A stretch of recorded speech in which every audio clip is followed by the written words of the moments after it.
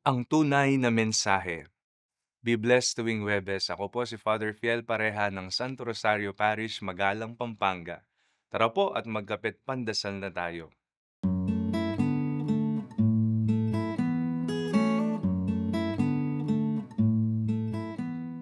Madali at mabilis ang palitan ng mensahe sa panahon ngayon dahil sa paglitaw ng mga makabagong apps at social media platforms. Ang palitan ng mensahe ay nagiging instant na rin. Ang malayo ay nagiging malapit, ang mahal ay nagiging mura, at minsan libre na lamang basta may connection. At ang dati mabagal ay napabilis. Malayo na nga ang ating narating. Ngayong panahon ng Kwaresma, may mensaheng nais ipaabot ang Diyos sa atin.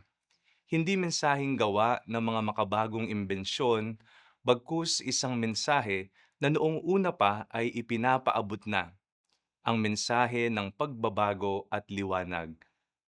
Nalito ang ilan kung sino nga ba ang tunay na Mesiya, si Juan ba o si Jesus? Pansamantalang nawili ang mga tao sa ilaw na hatid ni Juan.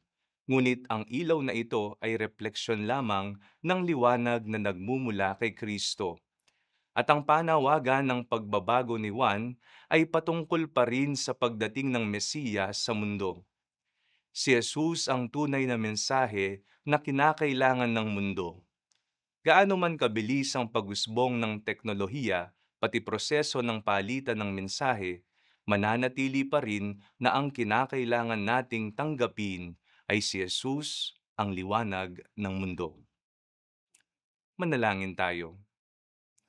Diyos na mapagmahal, tanggapin nawa namin ang mensahe ng liwanag at pagbabago na hatid ni Jesus sa aming buhay. Amen.